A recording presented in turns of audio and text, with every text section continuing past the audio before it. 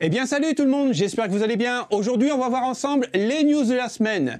Et il y a des choses complètement bizarres de la part d'Apple qui revisite le film David et Goliath, mais avec une fin assez tragique pour eux.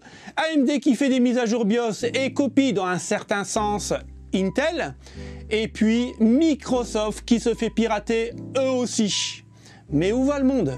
Alors pour se mettre de bonne humeur, on va commencer avec une news de chez Apple qui est un peu folklorique, je trouve. En gros, ils disent qu'avec leur nouvelle puce M1 de chez Apple, ils pouvaient battre largement un 12900K avec 100 watts de moins et bien sûr une RTX 3090, cette fois-ci avec 200 watts de moins de consommation. Et là, tu te dis, waouh, mais quelle avancée technologique, ça doit être génial. Et franchement, je vois pas beaucoup l'intérêt d'Apple d'avoir fait ça. Alors, on va regarder ensemble. Ils disent que la puce M1 a la 20 cœurs CPU et 64 cœurs GPU. Ok? La marque à la pomme a comparé ses prestations CPU à celles du i9 12900K d'Intel et au GPU à celle de la GeForce RTX 3090 de chez Nvidia. Attention, la M1 Ultra s'avère plus performante que le Core i9 12900K tout en consommant 100 watts de moins. Plus performante qu'une 3090 tout en consommant 200 watts de moins. Et là, quand tu vois ces chiffres-là, tu te dis c'est génial quoi. Vu qu'on est toujours à la hausse au niveau énergétique, et on va le voir à la fin de la vidéo avec AMD, là on se dit on est bien parti. Mais en fait, c'est pas ça du tout. Il faut savoir que le PC qui a été comparé au PC Mac Studio M1, donc pour savoir 20 cœurs CPU et 64 cœurs GPU, donc le plus haut de gamme, avec une mémoire de 128 Go. Attention, le prix 6669 €, rien que ça. C'est franchement, avec ça, vous achetez quasiment une Dacia. Vous imaginez? Pour le PC Windows, alors, ça a été comparé par rapport au M1 à un Intel Core i9 10900 avec 64 Go de RAM et une RTX 3090. Donc, ils ont comparé ces deux machines-là. Alors, le PC obtient un Core Cinebench 5 Computing de 215 034 points, ok, contre 83 121 points pour le Mac Studio. Donc c'est déjà énorme au niveau prix-performance, mais alors là, quel intérêt d'avoir dit ça? Franchement, Apple, là, ils ont fait vraiment un mauvais truc de marketing. Enfin, je ne comprends pas. Dans Shadow of Tomb Raider, il faut savoir que le jeu est vraiment très lourd et mal optimisé, je trouve. La machine équipée de la RTX 3090 et du Core affiche 142 images par seconde en moyenne en 1080p et 114 en images par seconde en 1440p. Le Mac Studio plafonne à 108 IPS, donc 108 images par seconde, et 96 IPS en 1440p. Donc on a quand même une très grosse différence. Donc bon.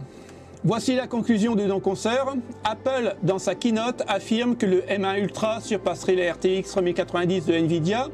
Je ne sais pas du tout où Apple tient cette affirmation.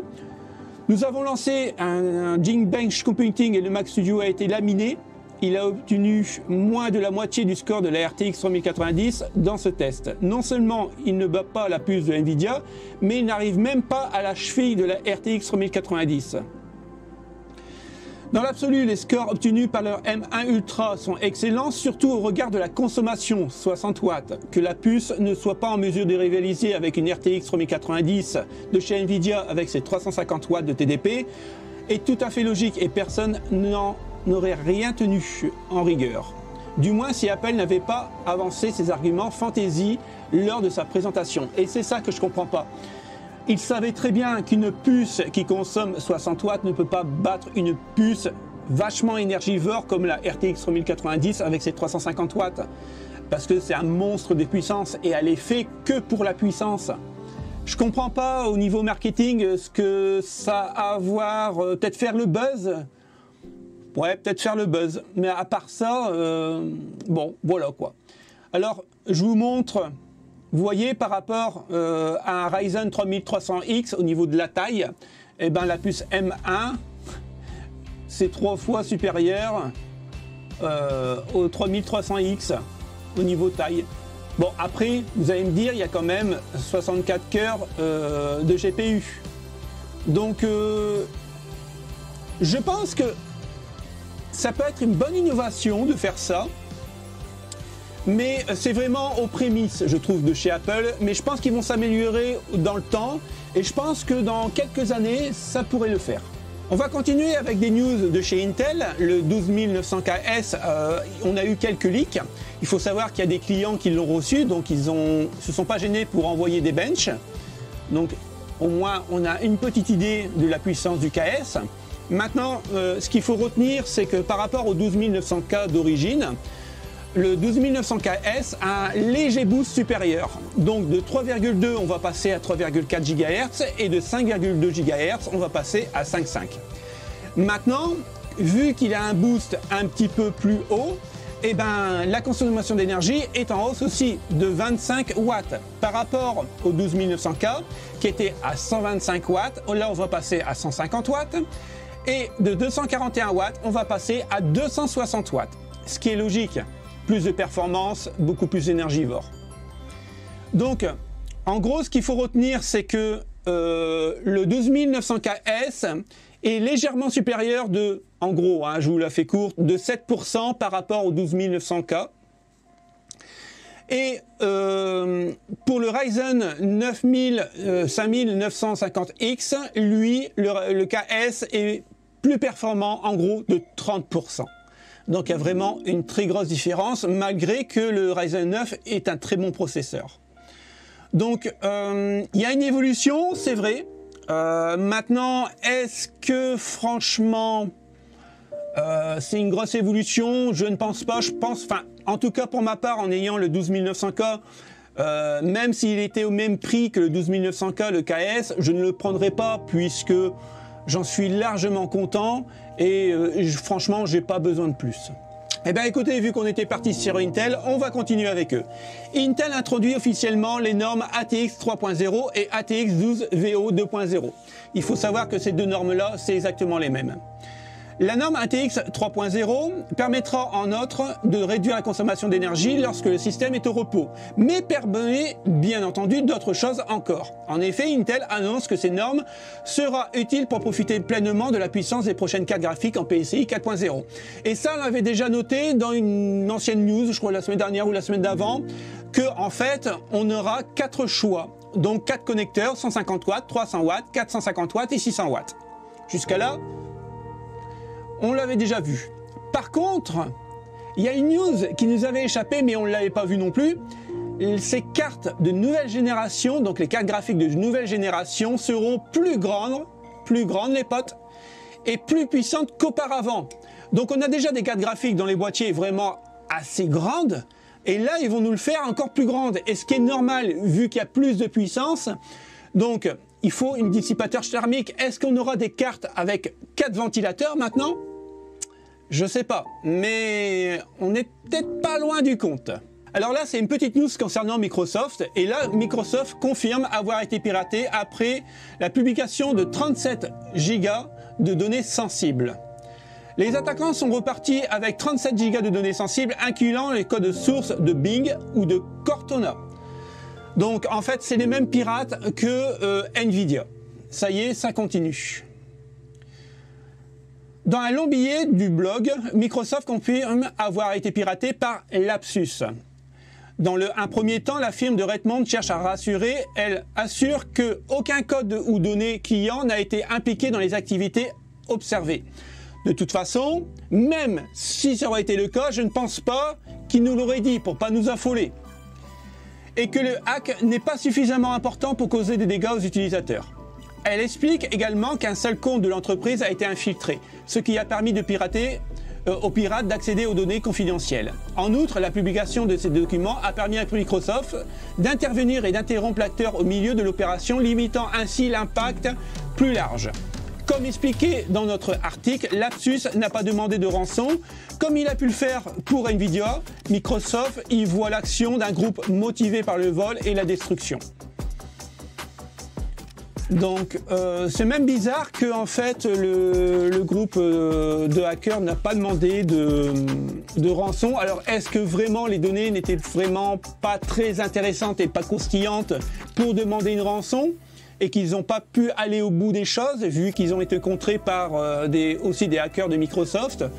Ben peut-être aussi, hein, donc je ne sais pas. Je pense que maintenant la nouvelle guerre c'est sur les serveurs. Parce qu'en fait tout le monde se fait attaquer. Il faut savoir que en gros, bon moi c'est pas comparable, attention, hein, c'est pas ce que je dis, hein, mais depuis que je suis monétisé sur la chaîne, depuis les 1000 abonnés et les 4000 heures, j'ai été piraté 2 fois. Alors j'ai pu remonter moi aux pirates. Il y en a un qui vient de Lituanie et un autre, lui, qui vient d'Abidjan. Donc j'ai pu retrouver les IP. C'est quand même bizarre parce que même les tout petits comme moi, on se fait pirater, je comprends pas pourquoi. Enfin moi, ça me viendrait pas à l'esprit d'aller pirater quelqu'un. La dernière news concernant Microsoft, il faut le rappeler, c'est que ça y est, c'est définitif, on l'avait déjà vu, hein. Internet Explorer sera définitivement décédé le 15 juin 2022. Et oui, c'est la fin d'une belle époque. En même temps, est-ce qu'il y a beaucoup de monde qui l'a vraiment utilisé? Parce qu'il y avait quand même pas mal de défauts, je trouve. Moi, personnellement, je l'avais utilisé 4-5 mois, et puis je suis repassé directement sur Google parce que, voilà, quoi, c'était... Je trouvais pas terrible, en fait. Donc, voilà, c'est sa mort le 15 juin.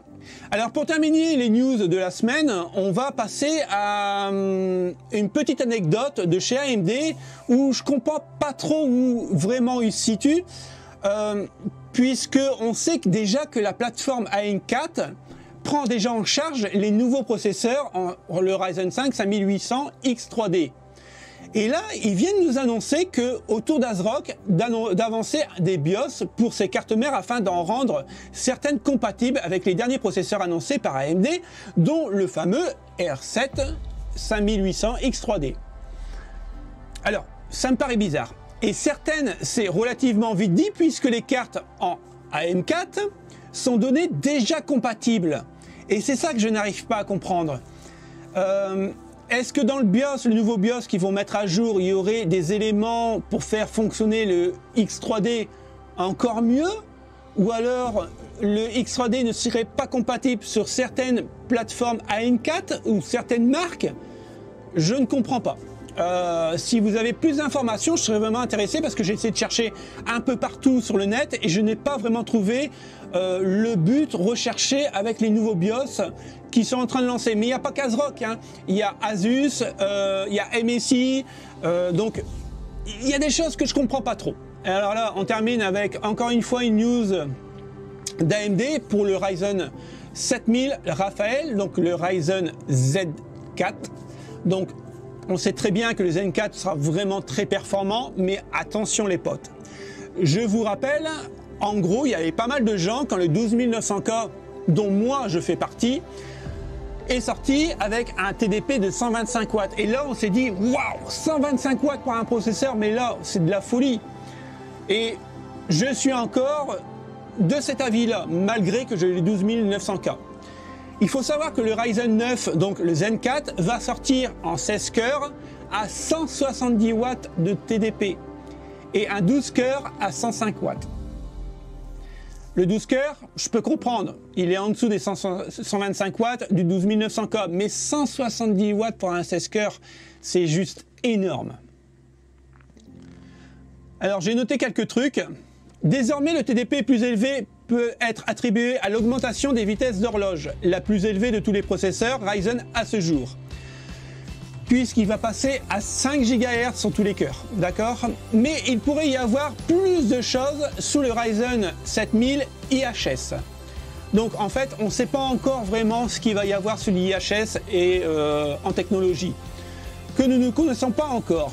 Les processeurs devraient également comporter un iGPU RDNA2 intégré jusqu'à 4 unités de calcul. Mais ça ne sera pas là la principale cause de la chute de puissance. Il est probable que la variante 170 watts à 16 cœurs soit une puce haute fréquence spéciale. Spéciale pourquoi? Peut-être pour le jeu vidéo, pour battre Intel à son propre jeu. Peut-être, je ne sais pas. Et nous pourrons également voir une variante standard de 105 watts Ryzen 9, mais c'est quelque chose que nous saurons que lorsque AMD annoncera les puces. Nous pouvons voir le lancement se produire dès juin-juillet 2022. Ça, je l'avais déjà dit. Juin-juillet, les plateformes AM5 vont sortir et je pense que je vais être sur le coup. Peut-être pas prendre le plus gros processeur, mais le Ryzen 9 à 105 watts me dirait bien. Maintenant, il faut vraiment savoir ce qu'il y a dans le ventre et sous l'IHS, voir un peu ce qu'il peut avoir de mieux par rapport à un 12900K. Donc, écoutez, je reste un peu sur ma faim, je pense comme vous. Moi, ce qui m'interroge un peu, c'est les 170 watts encore. Maintenant, s'il y a vraiment des nouveautés excellentes, pourquoi pas, je dirais. De toute façon, on va aller dans un système, ça sera encore plus énergivore. Alors, je ne comprends pas trop, puisque c'est du 5 nanomètres. Normalement, c'est pour réduire la consommation d'énergie et avoir plus de puissance. Donc, est-ce qu'ils ont mis beaucoup plus de puces à l'intérieur, vu que c'est plus petit? Ils ont doublé les puces, donc ce qui voudrait dire plus de puissance, donc plus énergivore, je ne sais pas trop. Je pense qu'on va en savoir plus courant mai, je pense, puisque mai-juin, comme c'est prévu en juin-juillet au niveau de la sortie, je pense qu'en mai, on va devoir déjà avoir des petits leaks. Déjà avoir des petits bench produits par AMD. Bon, ça reste à voir. Pour l'instant, on reste sur notre faim. Donc voilà les potes, c'était les news de la semaine. J'espère que ça vous a plu. Comme d'hab, le petit pouce bleu si ça vous a plu. Abonnez-vous si ce n'est pas déjà fait. Activez la petite cloche. Je le sais, je le redis souvent, mais c'est ce qui fait monter la chaîne. Et ce qui va me faire permettre de gagner de la puissance et de contacter les marques. Eh ben écoutez, pour vous offrir des trucs et pour les tester sur la chaîne. Et puis, merci à tout le monde d'avoir regardé ces news. Je vous dis à jeudi pour un test. Salut les potes, ciao ciao.